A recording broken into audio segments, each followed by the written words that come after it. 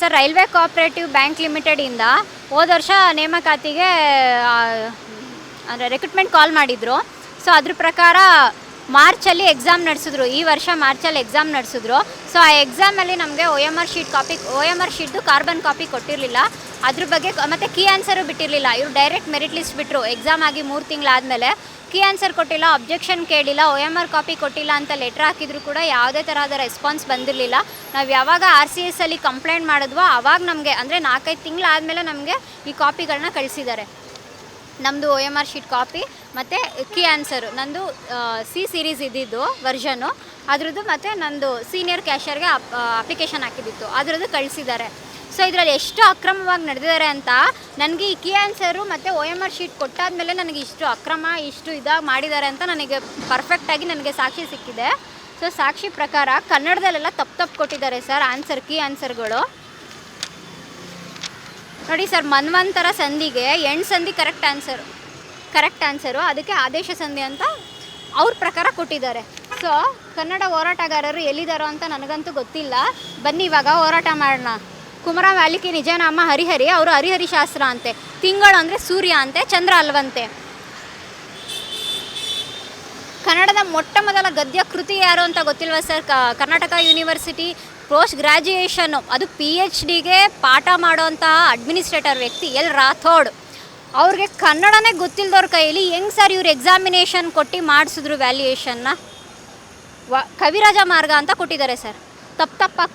ತಪ್ಪಾಗಿ ವ್ಯಾಲ್ಯೂಯೇಷನ್ ಮಾಡಿ ಮತ್ತು ಫಾಂಟ್ ಸೈಜ್ನ 150 ಅಂದರೆ ಇಂಡಿಯನ್ ಕಾನ್ಸ್ಟಿಟ್ಯೂಷನ್ ಬಗ್ಗೆ ಮತ್ತು ಬ್ಯಾಂಕಿಂಗ್ ಆ್ಯಕ್ಟಿವಿಟೀಸ್ ಬಗ್ಗೆ 151 ಕ್ವಶನಿಂದ 200 ಕ್ವಶನ್ವರೆಗೂ ಫಾಂಟ್ ಸೈಜ್ನ ಕಮ್ಮಿ ಮಾಡಿ, ಹೈಲೈಟ್ನ ಕಮ್ಮಿ ಮಾಡಿ, ಅದು ಕರೆಕ್ಟ್ ಆನ್ಸರು ಅಂತ ಮೊದಲೇ ಕ್ಯಾಂಡಿಡೇಟ್ಸ್ಗೆ ಪೇಪರ್ನ ಲೀಕ್ಔಟ್ ಮಾಡಿ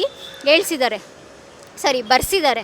ಫಾಂಟ್ ಸೈಜು ಎಲ್ಲಿ ಕಮ್ಮಿ ಇದೆಯೋ, ಯಾವುದು ಹೈಲೈಟ್ ಕಮ್ಮಿ ಮಾಡಿದಾರೋ ಅದೆಲ್ಲ ಕೂಡ ಕರೆಕ್ಟ್ ಆನ್ಸರು. ಇವ್ರು ಕೊಟ್ಟಿರೋ ಕೀ ಆನ್ಸರ್ ಪ್ರಕಾರ ಅದೆಲ್ಲ ಕರೆಕ್ಟ್ ಆನ್ಸರ್ಗಳು. ಸೊ 50 ಕ್ವಶನ್ಗಳನ್ನ ಇವರು ಇಲ್ಲಿಗಲಾಗಿ ಸ್ಟೂಡೆಂಟ್ಸ್ಗಳಿಗೆ ಕೊಟ್ಟು ಬರ್ಸಿದ್ದಾರೆ. ಮತ್ತು ನನ್ನ ಕಣ್ಣು ಮುಂದೆನೇ ಕೂತ್ಕೊಂಡಿರೋ ವ್ಯಕ್ತಿ ಸುಮಾರು 50 ಕ್ವಶನಿಂದ 60 ಕ್ವಶನ್ ಅಟೆಂಡ್ ಮಾಡಿರ್ಬೋದು. ಬಟ್ ಅವನಿಗೆ ಎಕ್ಸಾಮ್ ಮೆರಿಟ್ ಲಿಸ್ಟಲ್ಲಿ ಖಾಲಿ ಪೇಪರ್ ಕೊಟ್ಟಿರೋನಿಗೆ 155 ಮಾರ್ಕ್ಸ್ ಮೆರಿಟ್ ಲಿಸ್ಟಲ್ಲಿ ಬಿಟ್ಟಿದ್ದಾರೆ. 155 ಮಾರ್ಕ್ಸ್ ಕೊಟ್ಟಿದ್ದಾರೆ. ಮಿಕ್ಕದೆಲ್ಲ ಆ್ಯಾವ್ರೇಜು. ನಂದೊಂದೇ ಅಲ್ಲ, ಪ್ರತಿಯೊಬ್ಬರದ್ದು ಅವರು ಹಾಗೇ ಮಾಡಿರೋದು. ಅಕೌಂಟ್ ಸೆಕ್ಷನ್ ಇರ್ಬೋದು, ಮತ್ತು junior clerk, office administrator, branch manager, senior cashier, ಮತ್ತು ಕಂಪ್ಯೂಟರ್ ಸೂಪರ್ವೈಸರು, ಇಷ್ಟು ಪೋಸ್ಟ್ ಕಾಲ್ ಆಗಿದ್ದಿತ್ತು. ಯಾರ ನೇಮು ಸರ್? ಹೌದು, ಇದರಲ್ಲಿ ಭಾಗಿಯಾಗಿರೋದು sir member secretary recruitment committee ಅವರು, the railway cooperative bank limited, ಮತ್ತು M. Yathiraju, president of the railway cooperative bank, ಮತ್ತು principal of Vidyavardhaka law college. ಇವ್ರು ಬಂದು ನಮ್ಗೆ ಒ ಎಮ್ ಆರ್ ಕಾಪಿ ಕೊಟ್ಟಿಲ್ಲ ಅನ್ನೋ ಸಾಕ್ಷಿಗೆ ಸರ್, ಇವರು ನಮಗೆ O M R sheet carbon copy ಕೊಟ್ಟಿಲ್ಲ ಅನ್ನೋ ಸಾಕ್ಷಿಗೆ. ಮತ್ತು doctor Jagannath L. Rathod, administrator of post graduation centre, Karnataka university, Kodibag, Karwar. ಇವ್ರದೇ ಸರ್ ಮೇನ್ ಪಾತ್ರ. ಇವ್ರು ಹೇಳ್ದಂಗೆ ಇವ್ರು ಕೇಳಿಲ್ಲ ಅಂದರೆ ಇಷ್ಟೆಲ್ಲ ನಡೀತಾನೆ ಇರಲಿಲ್ಲ. ಸೊ ಇವ್ರದೇ ಇವ್ರ ಕಡೆಯಿಂದನೇ ಅಲ್ಲಿ ಕ್ವಶನ್ ಪೇಪರ್ ಪ್ರಿಂಟ್ ಆಗಿ ಎಲ್ಲ ಬರೋದು. ಸೊ ಇವರೇ ಮೇನ್ ಮುಖ್ಯವಾದ ಕಾರಣ. ಮತ್ತು Mahesh P., representative of joint registrar of cooperative society, ಸಹಾಯಕ ನಿಬಂಧಕರು ಇವರು ಬ್ಯಾಂಗ್ಳೂರಲ್ಲಿ. ಸೊ ಇಷ್ಟು ಜನ ಇದರಲ್ಲಿ ಇನ್ಕ್ಲೂಡ್ ಆಗಿದ್ದಾರೆ ಸರ್. ಅನ್ಯಾಯ ಆಗಿದೆ, ಅಕ್ರಮವಾಗಿ ಸೀಟ್ನ ಫಿಲ್ ಮಾಡಿಸ್ಕೊಂಡಿದ್ದಾರೆ. ನಮ್ಮ ಸ್ಟೂಡೆಂಟ್ಸ್ಗಳಿಗೆಲ್ಲ ಮೋಸ ಆಗಿದೆ. 74 ಅಲ್ವಾ, ಇವೊಂದೆಷ್ಟು 155. ಇಂಟರ್ವ್ಯೂಲಿ ನನಗೆ 15 ಮಾರ್ಕ್ಸ್ ಕೊಟ್ಟರು ಫುಲ್ಲು ಇವನ್ನ ರೀಚ್ ಆಗೋಕ್ಕಾಗುತ್ತಾ? ಆಗಲ್ಲ. ಸೊ ಈ ಥರ ಪ್ರತಿಯೊಂದು ಪೋಸ್ಟ್ಗೂ ಅಂದರೆ ಇವಾಗ ಆಫೀಸ್ ಅಸಿಸ್ಟೆಂಟ್ಗೆ 10 ಪೋಸ್ಟ್ ಕಾಲ್ ಆಗಿದೆ ಅಂದ್ಕೊಳ್ಳಿ, ಬರೆದಿರೋದು 100-150 ಜನ ಅಂದ್ಕೊಳ್ಳಿ. ಅವ್ರ ಪ್ರಕಾರ 10 ಜನನ ಮಾತ್ರ ಸೆಲೆಕ್ಟ್ ಮಾಡಿ, ಅಷ್ಟು ಜನ ಮಾತ್ರ ಸರ್ ಬುದ್ಧಿವಂತರು. 80, 90, 85, 70 ತೆಗಿಯೋರು ಅಷ್ಟು ಜನ ಮಾತ್ರ ಬುದ್ಧಿವಂತರ. ಮಿಕ್ದವ್ರು 100 ಜನದಲ್ಲಿ ಅವರೇ 10 ಜನ ಮಾತ್ರ ಬುದ್ಧಿವಂತರ. ಹಿಂದೆ ಮುಂದೆ ಮಾರ್ಕ್ಸ್ ವ್ಯಾರಿಯೇಷನ್ ಆಗೋದೇ ಇಲ್ವಾ? 2, 3, 5, 10 ಅಂತ ಆ ಥರ ಕೊಟ್ಟೇ ಇಲ್ಲ ಸರ್. ತುಂಬ ಅಂದರೆ ತುಂಬ ಕೊಟ್ಟಿದ್ದಾರೆ. ನಿಮ್ಗದು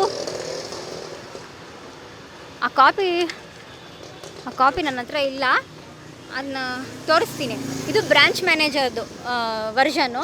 ಸೊ ಇವ್ರದ್ದು ಅಷ್ಟೇ ಹಾಗೆ ಮಾಡಿದ್ದಾರೆ ಸರ್. ಫಾಂಟ್ ಸೈಜ್ನೆಲ್ಲ ಕಮ್ಮಿ ಮಾಡಿ ಇವ್ರದ್ದು 50ರಿಂದ ಏನೋ ಸ್ಟಾರ್ಟ್ ಆಗುತ್ತೆ ಸರ್. ಎಕ್ಸಾಮ್ ಬರೆದಿರೋ ಪ್ರತಿಯೊಬ್ಬರಿಗೂ ಹೀಗೆ ಆಗಿದೆ. ಎಕ್ಸಾಮ್ ಬರೆದಿರೋ ಅದರಲ್ಲಿ ಇವ್ರಿಗೆ ಬೇಕಾಗಿರೋ ಸೆಲೆಕ್ಟ್ ಮಾಡ್ಕೊಂಡ್ಬಿಟ್ಟಿದ್ದಾರೆ. ಆಲ್ರೆಡಿ ಪೇಪರ್ನ ಲೀಕ್ಔಟ್ ಮಾಡಿ ಸೆಲೆಕ್ಟ್ ಮಾಡಿ 21 ಜನನ ತೊಗೊಂಡ್ಬಿಟ್ಟಿದ್ದಾರೆ. ಎಲ್ಲ ಬುಕ್ಕಿಂಗ್ ಆಗೋಗ್ಬಿಟ್ಟಿದೆ. ಈ ಪರಿಸ್ಥಿತಿಗೆ ನಮ್ಮನ್ನು ಯಾಕೆ ಸರ್ ಪ್ರೊಸೀಜರು ಅನ್ನೋ ಇದಕ್ಕೆ ನೇಮಕಾತಿ ಮಾಡಿ ನಮ್ಮ ಟೈಮ್ಗಳು ಯಾಕೆ ಸರ್ ವೇಸ್ಟ್ ಮಾಡಬೇಕು ಎಕ್ಸಾಮ್ ಅಂತ.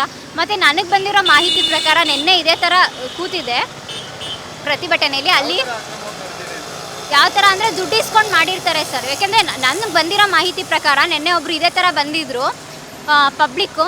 ಅವ್ರು ಹೇಳಿದ್ರು, ಏನು ಮೇಡಮ್ ಅಕ್ರಮ ನಡೆದಿದೆಯಾ? ಹೌದು ಮೇಡಮ್, ನಾವು ಹೋಗಿದ್ದೋ ಕೇಳ್ದೋ, ಬಟ್ ಆದರೆ ಆಫೀಸ್ ಅಸಿಸ್ಟೆಂಟ್ಗೆ ಇಷ್ಟು ಕೇಳಿದ್ರು ಅಂತ ಹೇಳಿದ್ರು. ಮೀನ್ಸ್ 30 ಇಷ್ಟು ಕೇಳಿದ್ದಾರೆ.